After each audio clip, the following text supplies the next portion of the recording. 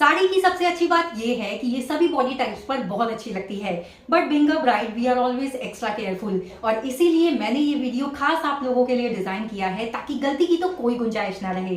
Hi everyone, welcome back to my channel. मेरा नाम मोनिका है। अगर वीडियो अच्छा लगे तो इसे लाइक शेयर सब्सक्राइब जरूर करना। साथ ही ऐसे ही वीडियोस के साथ मैं हर ट्यूसडे आती रहती हूँ। तो चलिए वीडियो स्टार्ट करें। सबसे पहला और सबसे इंपॉर्टेंट है sari drape. Being a bride आप लोग ये बात तो बिल्कुल मानोगे कि साड़ी मटेरियल यानी कि साड़ी के कपड़े को लेकर हमारे पास इतनी फ्रीडम नहीं होती है। मोस्टली हमें सिल्क की साड़ीज ही पहनने को मिलती है, फिर चाहे वो एक ब्रोकेड, बनारसी, पट्टू या कांजीवरम साड़ी हो। इसीलिए आप लोग बजाय साड़ी मटेरियल पे इतना फोकस करने के साड़ी ड्रेप पर फोकस करो। ये मैंने इसलिए कहा क्योंकि प्लस साइज ब्राइड्स पर नो डाउट खड़े कपड़े की साड़ीज होती हैं तो वो नेचुरली इतनी स्लिम नहीं लगती हैं, बट इस चीज पे प्लीज आप लोग ध्यान मत दो। अगर आपका साड़ी का ड्रेप परफेक्ट है ना तो बिलीव मी, साड़ी का मटेरियल कुछ भी हो आप लोग स्लिम ही लगोगे। जैसे मैंने यहाँ पर ऑर्गेन्जा साड़ी ड्रेप की है एंड आप लोग नहीं कह सकते कि मैं यहाँ पर हैवी लग रही हूँ। ऐसे ही विद्या बालन जी ने यहाँ पर एक सिल्क की साड़ी को ड्रेप किया है and she is looking absolutely gorgeous. ऐसे ही यहाँ पर डॉली मैम को आप देख सकते हो, इन्होंने यहाँ पर सिल्क की साड़ी पहनी है और इधर ऑर्गेन्जा की। वो नेचुरली कितनी स्लिम लगती हैं। सारा खेल यहाँ पर सिर्फ साड़ी ड्रेप का है। सच में उस पर ध्यान दे लोगे ना, उसके बाद आपको कुछ देखने की जरूरत नहीं है। जैसे मैं आपको कुछ टिप्स भी बताती हूँ कि खासकर आपको साड़ी ड्रेप में किस चीज पर ध्यान देना है। पहला है प्लीट्स। प्लीट्स ही है आपका पहला और आखिरी, और कोई गेम ही नहीं है साड़ी में। अगर आपकी शोल्डर प्लीट्स नी लेवल से लंबी होती है तो आप लोग नेचुरली आपका जो बॉडी फ्रेम है वो लंबा और स्लिम दोनों लगता है। ये टिप सब पर अप्लाई होती है। ऐसा नहीं है कि आप 6 फीट लंबे हो तो आप लोग ये चीज नहीं कर सकते कि आप लंबे ज्यादा लगोगे, ऐसा कुछ भी नहीं है। सब पर ये काम करेगा। और दूसरी चीज है, जो आप लोग वेस्ट पर अपनी प्लेट्स टक करते हो ना, उसे बजाय बिल्कुल सेंटर में टक करने के थोड़ा सा आगे टक करोगे, स्पेशली प्लस साइज वुमेन, तो आप लोग स्लिम लगोगे क्योंकि आपका जो ओवरऑल सरकमफ्रेंस है ना वो आपने हाइड कर लिया है थोड़ा सा प्लेट को आगे ड्रिप करके। और आप लोग मानोगे नहीं ये सारी टिप्स मैंने कहाँ से सीखी। वैसे मान ही जाओगे, ये सारी टिप्स मैंने डॉली जान मैम से सीखी है, उनके ही वर्कशॉप पे। उनके ही एक वर्कशॉप को मैंने अटेंड किया था, वहां पर मैं आपको इनके चैनल का लिंक नीचे मेंशन कर रही हूँ। ये one of the best drape artist हैं। इन अपने चैनल पे ये सारी ड्रेप करना सिखाती हैं, तो आपको बहुत सारी चीजें वहां पर देखने को मिलेंगी। आप स्पेशली अपने पार्लर वाली को भी ये दिखा सकते हो कि मुझे ऐसे ही साड़ी बांधो प्लीज। तो ये टिप्स आपको बहुत काम आएंगी। उनका चैनल जरूर विजिट करना। और ये एज अ ड्रेप आर्टिस्ट इन्होंने एक वर्ल्ड रिकॉर्ड भी बनाया है। पॉलिटिकल कोई लीडर हो या फिर सेलिब्रिटी आर्टिस्ट, सभी को साड़ी ड्रेप किया है। इनकी अगर और तारीफ करने लगी तो वीडियो 1 घंटे का हो जाएगा, तो अभी यहीं तक स्टॉप करते हैं। तो हाँ, बस साड़ी ड्रेप पर ध्यान देना, अल्टीमेटली यही कहना था।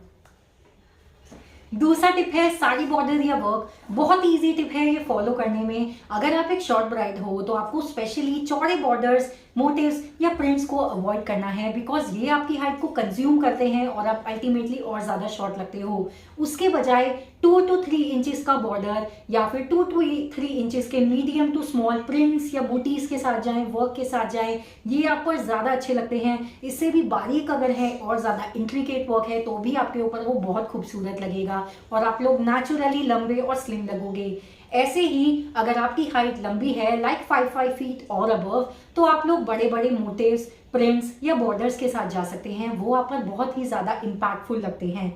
वहीं अगर आपकी हाइट बहुत ज्यादा लंबी है लाइक 6 फीट और अबव, तो मैं कहूंगी आप डेफिनेटली इन टिप्स को जरूर ट्राई करें। पर क्योंकि क्या होता है ना, आपके हाइट के कंपैरिजन में ये सारी चीजें डिस्ट्रैक्शन क्रिएट करती हैं। लोगों का ध्यान इन्हीं चीजों पर आता है, बॉर्डर हो गया, आपका वर्क हो गया, और इस वजह से आपकी हाइट पर वो इतना ध्यान नहीं दे पाते। इसलिए ये तो आपके ऊपर डेफिनेटली फेवर में काम करेंगी।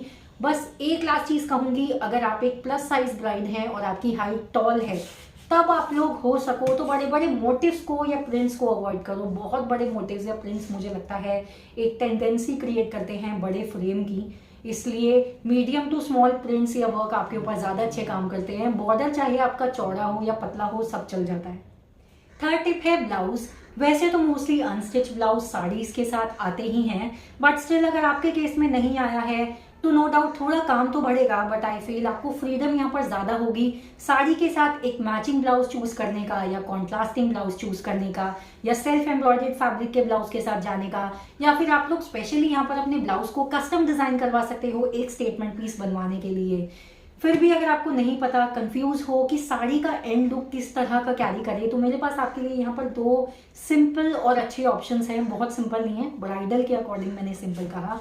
जैसे पहले लुक में आप लोग अपने ब्लाउज को क्लासी ही कैरी कर सकते हो अपनी साड़ी के साथ, एक मैचिंग ब्लाउज, कॉन्ट्रास्टिंग ब्लाउज, लेकिन बहुत ज़्यादा कोई एम्ब्रॉयडरी वगैरह नहीं होगी, नेकलाइन भी इसमें सिंपल ही होगी, क्योंकि आप यहाँ पर जो मेन अपना ध्यान दोगे ना वो ज्वेलरी पर दोगे, ज्वेलरी को ज़्यादा हैवी कर दोगे, तो ऑटोमेटिकली वो ओवरऑल ब्राइडल लुक अचीव हो पाएगा, एक जगह अटेंशन आ पाएगा और आपका जो ये अपर फ्रेम है ये ज़्यादा उठ कर आएगा। दूसरा टिप है कि एक स्टेटमेंट ब्लाउज आप लोग रेडी करवा लो। आप लोग यहाँ पर एक सेल्फ एम्ब्रॉयडर्ड फैब्रिक या फिर अपने ब्लाउज पे कढ़ाई करवा सकते हो बहुत ही हैवी। यहाँ पर आप लोग इवन एम्ब्रॉयडरी में एक्सपेरिमेंट कर सकते हो, कुछ इस तरह से डोली वगैरह बनवा कर या अपने हस्बैंड का नेम लिखवा कर, रितेश की दुल्हनिया एंड ऑल, ऐसा कुछ, और अपने लिए एक स्टेटमेंट ब्लाउज रेडी कर सकते हो। यहाँ पर आप लोग पैटर्न में भी एक्सपेरिमेंट कर सकते हो, एक पफी स्लीव्स को लेकर या फिर बेल स्लीव्स को लेकर या अपने ब्लाउज के नीचे फ्रिल्स को लगवाकर, जैसा आपको अच्छा लगे। बट एक चीज ध्यान रखना, जब इतना कुछ ब्लाउज में ऐड करवा दोगे तो ज्वेलरी को मिनिमम रखना, वरना इसी एक अपर बॉडी फ्रेम पर इतना कुछ चल रहा होगा कि एक जगह ध्यान नहीं जाएगा। ऑलरेडी ज्वेलरी भी हैवी, ब्लाउज भी हैवी, मेकअप भी हैवी, तो मुझे लगता है किसी चीज का आपस में इतना तालमेल नहीं बैठता और खिचड़ी ज्यादा लगने लगती है। तो इसी चीज का बस ध्यान देना, जो भी लुक आप लोग यहाँ पर एंड में चूज करो या क्रिएट करवाओ। Last is colour. Thankfully as an Indian bride हमारे पास फिर भी कलर ऑप्शंस अवेलेबल होते हैं, बट यस, आप लोग ट्रेंड के चक्कर में कलर को कभी इग्नोर मत करना, क्योंकि मेरे पास खुद ऐसे क्लाइंट्स आते हैं जो कहते हैं कि मोनिका ट्रेंड में तो वो चल रहा है ना, माना वो ट्रेंड में चल रहा है, लेकिन कलर इतना बेसिक चीज है, अगर किसी गारमेंट का आपको सूट ही नहीं कर रहा है तो फिर आप लोग ट्रेंड का क्या करोगे। ऑल्सो अगर आप लोग नोटिस करो ना, तो हमारा जो ब्राइडल कलर पैलेट है वो ब्राइट कलर्स, वार्म कलर्स में वर्क करता है, like red, orange, yellow, golden etcetera. और इवन ये सारे कलर्स भी हर कॉम्प्लेक्शन को सूट करते हैं, चाहे वो डार्क कॉम्प्लेक्शन हो या फेयर। डार्क कॉम्प्लेक्शन अगर इस तरह के कलर्स पहनते हैं तो उनकी स्किन और ज़्यादा ग्लो करती है, और फेयर पर तो ऑटोमेटिकली ये सभी सूट करते ही हैं। इवन अगर आप लोग एक चीज़ नोटिस करो ना, तो मुझे नहीं पता हमारा ये इंडियन फैशन साइकिल कैसे क्या है, क्या शुरू हुआ, किस तरीके से उन चीज़ों ने इतना ऐसे काम किया।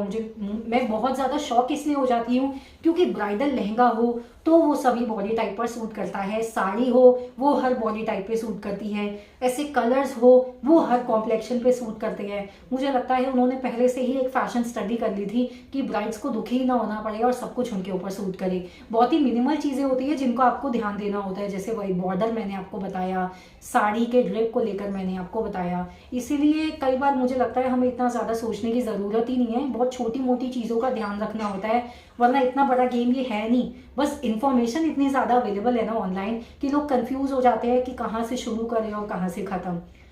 तो अगर आप लोगों को मेरा ये वीडियो पसंद आया हो तो इसे लाइक, शेयर, सब्सक्राइब ज़रूर करें। साथ ही ऐसे ही वीडियोस के साथ मैं हर ट्यूसडे, जैसा मैंने आपको बताया, आती रहती हूँ। और किस टॉपिक पे आप लोग मुझसे वीडियो बनवाना चाहते हो वो भी आप मुझे नीचे कमेंट सेक्शन में बता सकते हो, मैं उन पर भी वीडियो ज़रूर बताऊँगी। तो thank you guys for watching me, take care and bye.